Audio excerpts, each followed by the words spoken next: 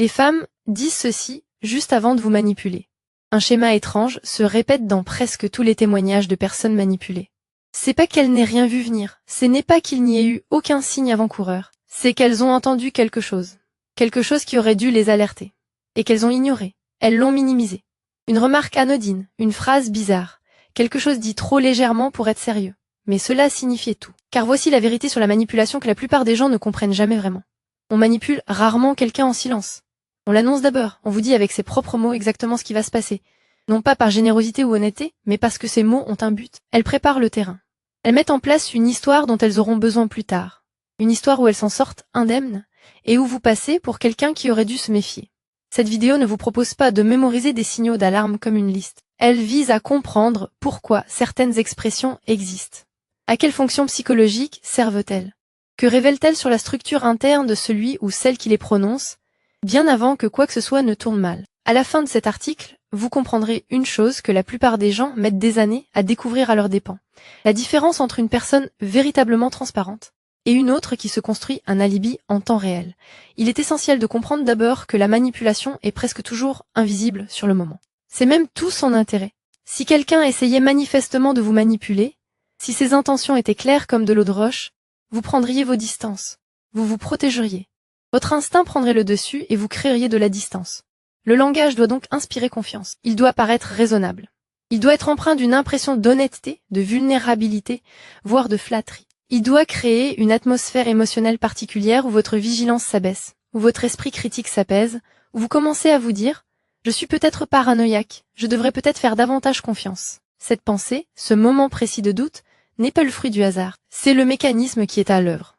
L'un des exemples les plus flagrants de ce mécanisme est ce que l'on pourrait appeler le cadre de l'exception. Cela se manifeste ainsi « D'habitude je ne fais pas ça » ou encore « Ce n'est pas du tout mon genre » ou bien « Je n'ai jamais ressenti ça pour quelqu'un ».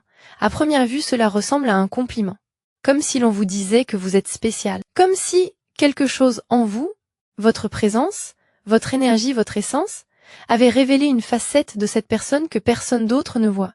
Vous êtes l'exception à la règle. Vous êtes différent de tous ceux qui vous ont précédé, et c'est précisément l'effet recherché. Voici ce qui se passe réellement en coulisses. Cette phrase ne vous concerne pas vraiment. Elle les concerne. Elle crée une distance psychologique entre ce qu'ils prétendent être et ce qu'ils s'apprêtent à faire. C'est une excuse préventive. C'est une façon de dire par avance, quoi qu'il arrive ensuite, quoi que je fasse, quelle que soit ma réaction, souvenez-vous que ce n'est pas moi, c'est une exception.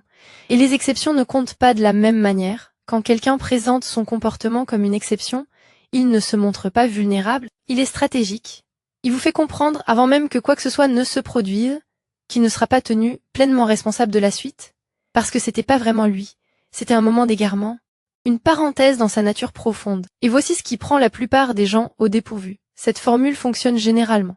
Elle crée un sentiment d'intimité instantanée qui semble mérité, mais qui ne l'est pas. Elle accélère la confiance émotionnelle bien au-delà de ce que l'histoire réelle justifierait. Et quand les choses se gâtent plus tard, quand le comportement se répète, quand le schéma devient indéniable, quand l'exception se révèle être la règle, vous vous demandez comment vous avez pu passer à côté. Mais vous ne l'avez pas manqué, vous l'avez clairement entendu. Vous n'avez simplement pas compris ce que vous entendiez. Il existe un autre type de phrase qui opère à un tout autre niveau. Elle ne considère pas le comportement comme une exception. Elle perçoit la personne dans son ensemble comme une sorte de projet en cours. Quelque chose d'inachevé, de magnifiquement imparfait, quelque chose que l'on vous invite subtilement à réparer. Cela donne quelque chose comme « je suis vraiment nulle en relation » ou « je finis toujours par tout gâcher » ou encore « je suis un peu une catastrophe dans ce domaine, je vous aurais prévenu ». À première vue, cela ressemble à de l'honnêteté. Une honnêteté rafraîchissante même. De la conscience de soi. La volonté d'assumer ses défauts sans prétendre à la perfection. Et dans certains cas, chez des personnes réellement saines d'esprit qui traversent de véritables difficultés, c'est exactement cela. Les gens ont des schémas qu'ils essaient de briser. Les gens reconnaissent leurs propres failles et en parlent ouvertement. Mais il existe une autre version de cette phrase qui n'a rien à voir avec l'honnêteté, c'est de l'autoprotection. Quand quelqu'un vous avoue d'emblée être mauvais dans un domaine, surtout s'il s'agit d'un domaine qui exige une responsabilité émotionnelle, comme la constance en couple ou la présence au moment important, il ne vous prévient pas pour que vous puissiez prendre une décision éclairée. Il négocie les conditions d'une future déception. Il dit « Je vais te décevoir un jour ou l'autre, c'est presque certain, mais quand ça arrivera, tu pourras pas faire semblant d'être surpris, tu pourras pas m'en vouloir, parce que je te l'aurais dit, j'ai été honnête dès le départ, alors à qui la faute? C'est pas de la vulnérabilité, c'est une stratégie déguisée en vulnérabilité. Et l'effet est subtil, mais extraordinairement puissant.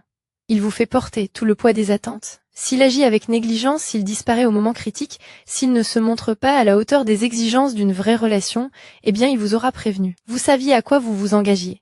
Vous avez fait ce choix. Alors comment pouvez-vous vraiment être contrarié? C'est l'une des raisons cachées pour lesquelles certaines personnes semblent attirer des partenaires qui leur pardonnent sans cesse. C'est pas qu'ils soient si charmants qu'ils puissent tout se permettre. C'est qu'ils ont installé un cadre, une architecture mentale, où la responsabilité est diluée avant même que quoi que ce soit ne se produise. Ils ont semé une histoire dans votre esprit dès le début.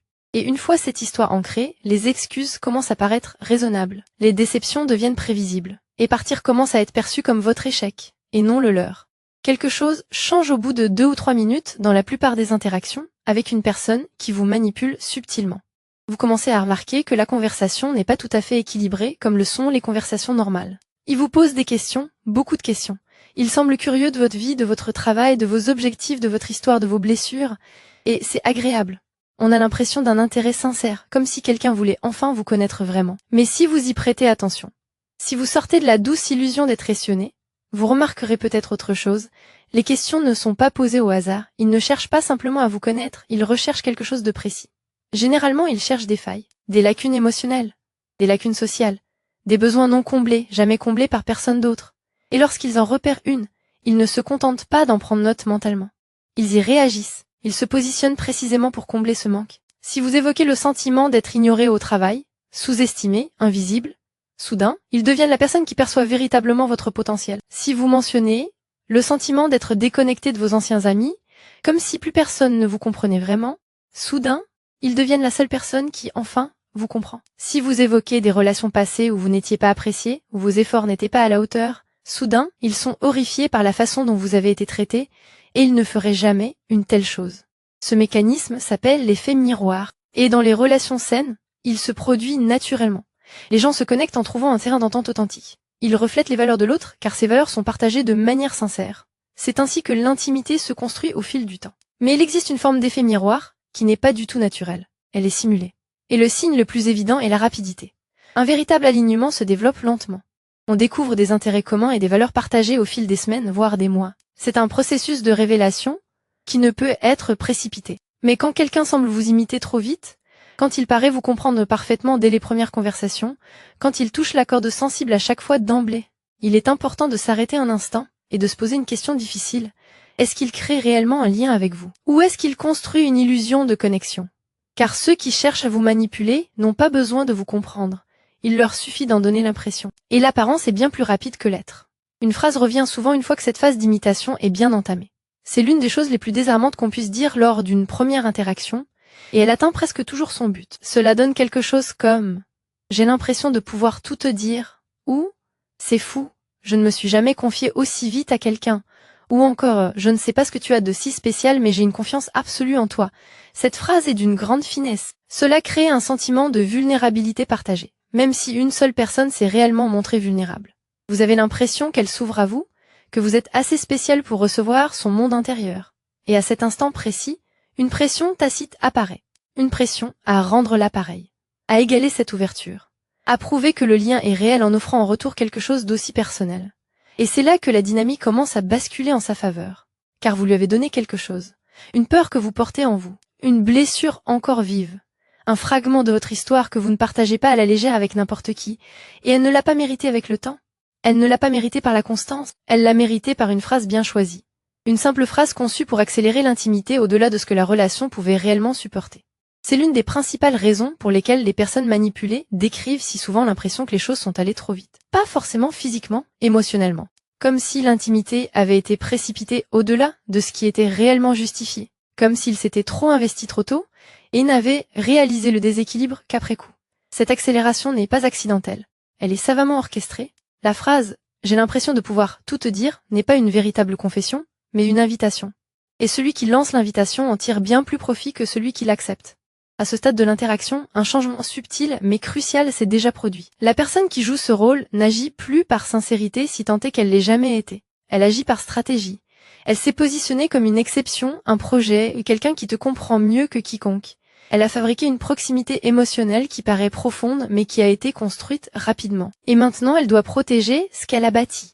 Ce qui signifie que le moindre doute que tu commences à ressentir, la moindre intuition que quelque chose cloche, doit être géré. Il faut le neutraliser avant qu'il ne se transforme en véritable question. C'est là qu'une phrase particulièrement efficace apparaît souvent. Tu te prends trop la tête?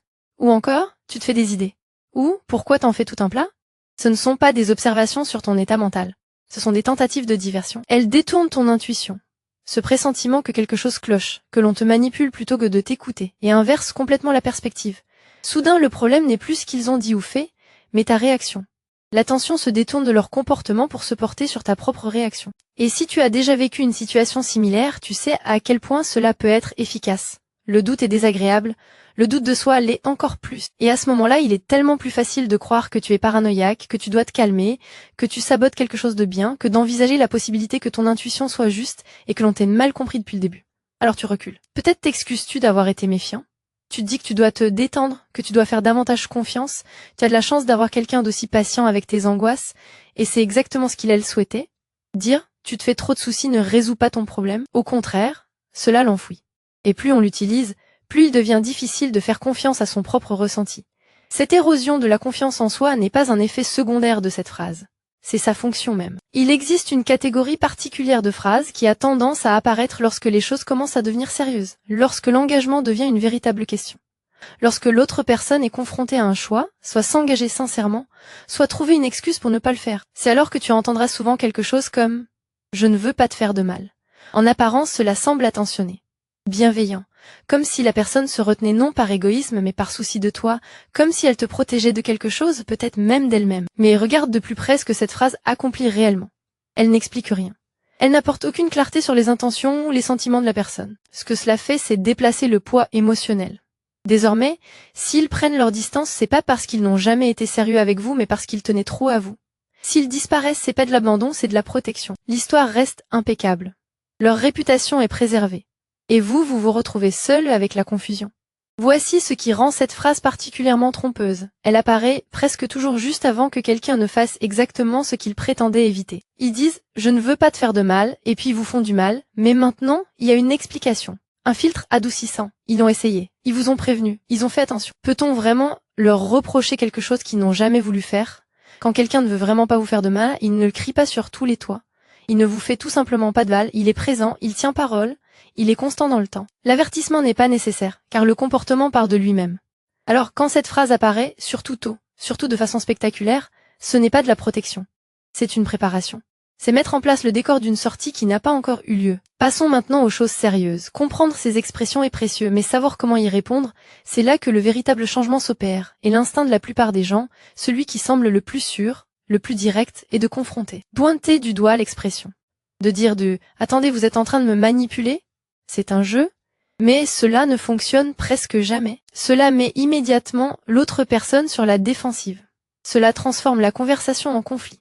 Et, plus important encore peut-être, cela vous fait souvent passer pour paranoïaque ou instable, ce qui, opportunément, alimente le récit qu'ils ont construit depuis le début. Voici donc une approche différente. Une approche qui ne nécessite pas de confrontation, qui ne crée pas de drame, mais qui vous apporte quelque chose de bien plus précieux, l'information. Lorsque vous entendez l'une de ces phrases, une exception, une dénégation autodépréciative, une accusation de trop réfléchir, ne réagissez pas immédiatement. Ne la contestez pas. Ne vous repliez pas sur vous-même et ne vous mettez pas sur la défensive.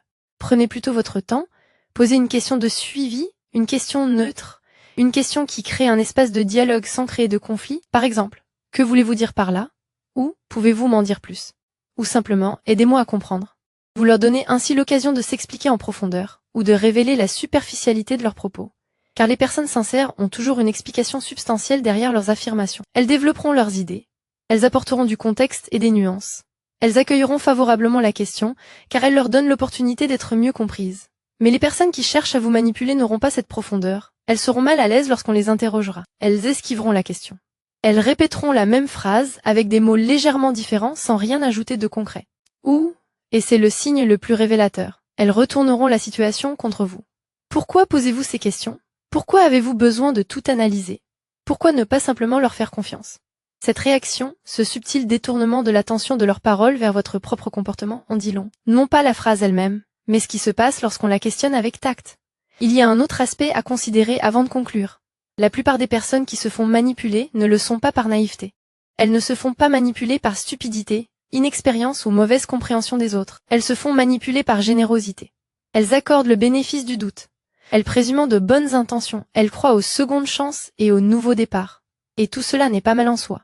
Le problème n'est pas la générosité en soi, mais une générosité mal placée. C'est accorder sa confiance avant qu'elle ne soit méritée. C'est accepter une phrase sans la remettre en question par peur d'être mal poli. C'est croire la version de quelqu'un qu'il présente, au lieu d'attendre de voir celle qui se révélera avec le temps. Voici ce qu'est la véritable bienveillance. Exiger des gens qu'ils tiennent parole. S'attendre à ce que leurs actes soient à la hauteur de leurs promesses. Laisser à l'autre la possibilité de se montrer tel qu'il est vraiment, et non pas seulement de se présenter. Quand quelqu'un dit « d'habitude, je ne fais pas ça », la véritable bienveillance n'est pas de le croire immédiatement. Il faut observer. Lui donner l'occasion de prouver que cette exception est réelle et non feinte. Quand quelqu'un dit « je ne veux pas te blesser », la véritable bienveillance n'est pas de le rassurer. Il faut attendre. Observer si au fil des semaines et des mois, ses actions correspondent réellement à cette intention exprimée. La bienveillance n'est pas synonyme de crédulité. La bienveillance, c'est donner à l'autre une chance équitable d'être cohérent, tout en gardant suffisamment de recul sur sa propre perception pour remarquer ses incohérences. Comprendre ces expressions ne signifie pas se méfier de tout le monde. Cela signifie reconnaître quand les mots ont une signification plus profonde et savoir observer plutôt que réagir. Car la différence entre être manipulé et être choisi se résume souvent à une chose. Est-ce que quelqu'un vous perçoit comme une option à gérer ou comme une personne qu'il désire vraiment? Et c'est là que ça devient intéressant. Car si certaines personnes utilisent les mots pour créer une distance, envoient des signaux qu'elles ne peuvent dissimuler. Des signaux qui révèlent une attirance authentique avant même qu'un mot ne soit prononcé. La vidéo suivante vous montre précisément à quoi ressemblent ces signaux. 30 signes spécifiques qui vous indiquent, sans l'ombre un doute, que les femmes vous trouvent attirant, même si elles ne l'ont pas encore dit.